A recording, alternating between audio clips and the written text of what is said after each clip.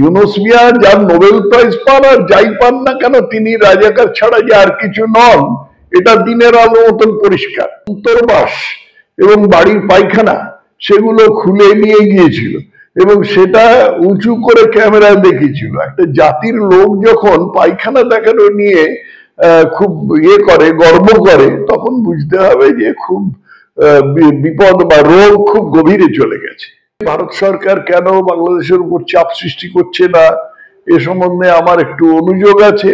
আমি চাই বাংলাদেশ চাপ সৃষ্টি, ভারত সরকার চাপ সৃষ্টি করুক। কারণ হিন্দুদের যদি ভারত না দেখে তাহলে কে দেখবে? ইউনূসের কোনো কর্তৃত্বই নেই, দেশ সম্পূর্ণ অরাজক, যে যা খুশি তাই করছে। ইউনূস তো বিদেশে বসে হিলারি ক্লিন্টনের কোলে বসে ফিডিং বটলে দুধু খেত। প্রথমে বলছিল যে 4 দিনের মধ্যে কলকাতা দখল করে নেবো, 7 দিনের মধ্যে দিল্লি দখল করে নেবো, ওড়িশা থেকে আরম্ভ করে নর্থ ইস্ট পর্যন্ত সব দখল করে নেবো। ম্যাপ আঁকা হয়ে গেল। আজকে মেউ মেউ করে তাদের আরেক উপদেষ্টা মোহাম্মদ তৌহিদ হোসেন, যাকে আমি জানতাম, তিনি এখানে কলকাতায় বাংলাদেশের ডেপুটি হাই কমিশনার ছিলেন।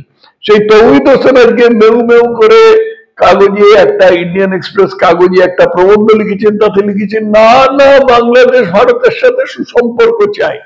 এই ব্যাপারটাতে একটাই জিনিস বোঝায় যে বাংলাদেশে কোনো সরকার বলে জিনিস নেই। সরকার নেই, গাদাখানেক উপদেষ্টা আছে। তাদের মধ্যে উপদেষ্টার এক পালের গোদা আছে যে সাদা চোখে দেখে তাকে রাজাকার বলেই মনে হয়, অর্থাৎ ইউনূস মিয়া। ইউনূস মিয়া যার নোবেল প্রাইজ পান আর যাই পান না কেন, তিনি রাজাকার ছাড়া যে আর কিছু নন, এটা দিনের আলো মতন পরিষ্কার।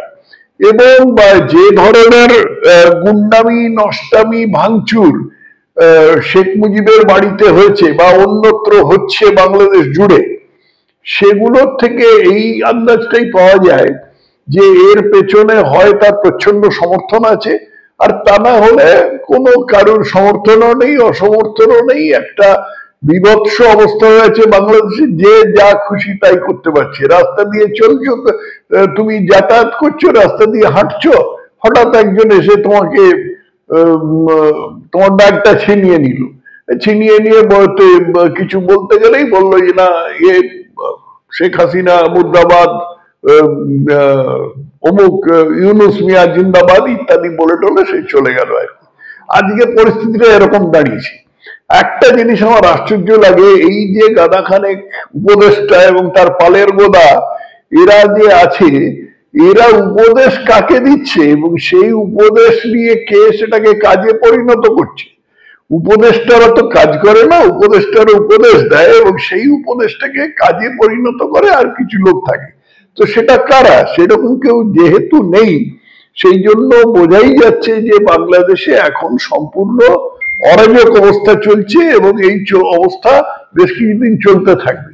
আর তাছাড়া অর্থনৈতিকভাবে বাংলাদেশের বিপর্যস্ত অবস্থা।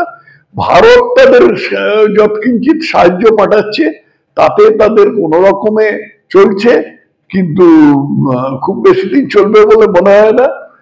আর সাধারণভাবে একটা জিনিস বলা যায় যে প্রথম যখন শেখ হাসিনা দেশ ছেড়ে চলে যেতে বাধ্য হলেন, তখন যে সমস্ত গুন্ডারা তার বাড়িতে গিয়ে উৎপাত করেছিল, তার অন্তর্বাস এবং বাড়ির পায়খানা সেগুলো খুলে নিয়ে গিয়েছিল এবং সেটা উঁচু করে ক্যামেরায় দেখিয়েছিল। একটা জাতির লোক যখন পায়খানা দেখানো নিয়ে খুব করে, গর্ব করে, তখন বুঝতে হবে যে খুব বিপদ বা রোগ খুব গভীরে চলে গেছে।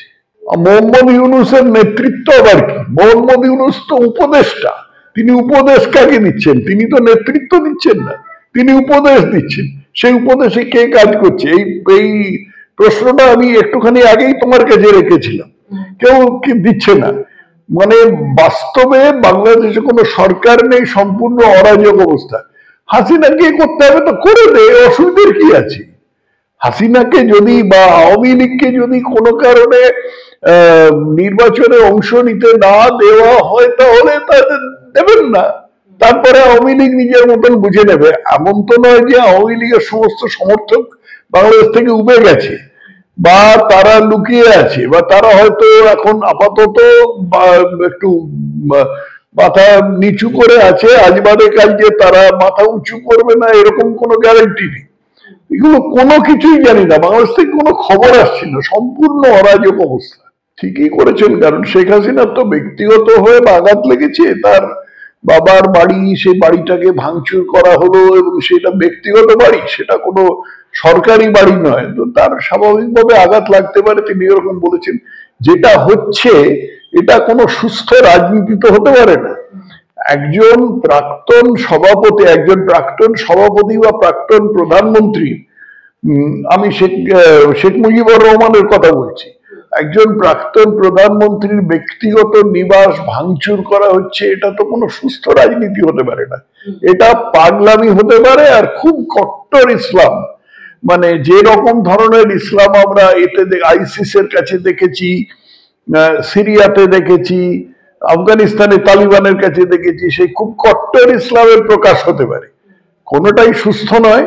এবং আমাদের কাছে সবচেয়ে দুশ্চিন্তার কারণ যেটা হচ্ছে যে এই অবস্থায় বাংলাদেশে হিন্দুরা, সংখ্যালঘু হিন্দুরা অত্যন্ত নিজেদের বিপদের মধ্যে আছেন এবং সেই রকম একটা বোধ করছেন, আদৌ নিজেদের নিরাপদ বোধ করছেন না। এটা নিয়ে ভারত সরকার কেন বাংলাদেশের উপর চাপ সৃষ্টি করছে না, এ সম্বন্ধে আমার একটু অনুযোগ আছে। আমি চাই বাংলাদেশ চাপ সৃষ্টি, ভারত সরকার চাপ সৃষ্টি করুক, কারণ হিন্দুদের যদি ভারত না দেখে তাহলে কে দেখে? দুটো সম্ভাবনা আছে, যে হয় ইউনূসের প্রকাশ্য মদত ছিল, ইউনূস নিজের ঘাড়ে ওটা নিতে চায়নি, হয়তো তার যে চাইরা আছে অর্থাৎ পাকিস্তান সরকার তাদের বারণ করেছিল, ইউনূসকে বারণ করেছিল, দেখ তু ইসমে মত ফস, তু দুসরে কো ফসা। তো সেই রকম ইউনূস যে জো হুকুম জনাব বলে হয়তো সেই করতে এই গুন্ডাদের ওখানে লেলিয়ে দিয়েছে, এটা একটা সম্ভাবনা। আর একটা সম্ভাবনা হচ্ছে যে ইউনূসের কোনো কর্তৃত্বই নেই, এবং এটাই আমার সমূহ সম্ভাবনা বলে মনে হয়। ইউনূসের কোনো কর্তৃত্বই নেই, দেশ সম্পূর্ণ অরাজক, যে যা খুশি তাই করছে। আমার মনে হয় না ইউনূসের কোনো ষড়যন্ত্র করারও ক্ষমতা আছে। ইউনূস তো বিদেশে বসে হিলারি ক্লিন্টনের কোলে বসে ফিডিং বটলে দুধু খেত, সেই ফিডিং বটল এখন শুকিয়ে গেছে, কারণ হিলারি ক্লিন্টন এখন ক্ষমতাহীন। একটা চক্র হয়েছিল, তার মধ্যে হিলারি ক্লিন্টন, বারাক ওবামা, এই লোকটার নাম কি, জর্জ সোরস, এরা সব একসাথে মিলে ঠিক করেছিল যে ভারত যেরকম উন্নতি করছে তাতে ভারতকে এরকম থাকতে দেওয়া যায় না, ভারতের বগলের নিচে একটা রাষ্ট্র আছে, সেই রাষ্ট্রতে এরকম অরাজকতা সৃষ্টি করতে হবে যাতে তারা ভারতকে যন্ত্রণা দিতে পারে, সেই জন্য তারা ইউনূসকে ওখানে নিয়ে গিয়ে বসিয়েছিল। ভারতেরও একটা ভুল হয়েছে যে ভারতের গুপ্তচর বিভাগ সেই খবরটা ধরতে পারেনি, সময় মতো এই জিনিসটাকে মোকাবিলা করতে পারেনি। যাই হোক, সে যা হবার হয়ে গেছে। এখন ইউনূস পড়েছে পেঁচিয়ে, কারণ ইউনূসের যে মুরব্বীরা তারা কোনো ক্ষমতাহীন, হিলারি ক্লিন্টনের কোনো ক্ষমতা নেই কেন্দ্রে, আজকে আমেরিকাতে ট্রাম্প ক্ষমতায় এসে গেছেন এবং ট্রাম্প আদৌ ইউনূসের এই সমস্ত কর্মকাণ্ড সমর্থন করছেন না। আর তাছাড়া যে জিনিসগুলো হচ্ছে সেগুলো ইউনূসের উপর, তার উপর ইউনূসের কোনো কর্তৃত্ব নেই। আমি তো বলেইছি যে ইউনূস উপদেশটা দেয়, কাকে উপদেশ দেয় এবং সেই উপদেশ দিয়ে কে সেই উপদেশটাকে কাজে পরিণত করে, এই জিনিসটা, এই প্রশ্নের উত্তর তো আমি এখন পর্যন্ত পাইনি। প্রথমে বলছিল যে 4 দিনের মধ্যে কলকাতা দখল করে নেবো, 7 দিনের মধ্যে দিল্লি দখল করে নেবো, ওড়িশা থেকে আরম্ভ করে নর্থ ইস্ট পর্যন্ত সব দখল করে নেবো, ম্যাপ আঁকা হয়ে গেল। আজকে মেউ মেউ করে তাদের আরেক উপদেষ্টা মোহাম্মদ তৌহিদ হোসেন, যাকে আমি জানতাম, তিনি এখানে কলকাতায় বাংলাদেশের ডেপুটি হাই কমিশনার ছিলেন। সেই তৌহিদ হোসেন আজকে মেউ মেউ করে কাগজে, একটা ইন্ডিয়ান এক্সপ্রেস কাগজে একটা প্রবন্ধ লিখেছেন, তাতে লিখেছেন না না বাংলাদেশ ভারতের সাথে সুসম্পর্ক চায়। বাংলাদেশ যদি ভারতের সাথে সুসম্পর্ক চায় তাহলে এই যে অসভ্যতাগুলো আপনারা করছেন সেই অসভ্যতাগুলোর সাথে এটা মেলান কি করে? আসলে তৌহিদ কারোরই কোনো ক্ষমতা নেই এবং কোনো কর্তৃত্ব নেই। আমি আগে যে কথাটা বললাম সেই কথাটা আবার বলছি, অর্থাৎ বাংলাদেশে সম্পূর্ণ অরাজকতা চলছে। তুমি তো আইনের কথা বলছো, যে দেশে সরকার নেই, যে দেশে সম্পূর্ণ নৈরাজ্য, সেখানে আইনের মানে কি? তা সত্ত্বেও বাংলাদেশ হাইকোর্ট একটা খুব সাহসী অবস্থান নিয়ে এই যে জবাব তলব করেছেন, সেই জন্য বিচারপতিদের আমি সাধুবাদ জানাই। এর মধ্যে গোড়াতেই ভুল হয়েছে, বাংলাদেশে কোনো সরকার নেই। বাংলাদেশে এই মুহূর্তে কোনো সরকার নেই, শুধু গাদাখানেক উপদেষ্টা আছে, তারা হাওয়াকে উপদেশ দিয়ে চলেছে এবং দেশটা চালাচ্ছে বা কেউ চালাচ্ছে না। যে অরাজক অবস্থার মধ্যে যা হয়, যে যা খুশি তাই করছে।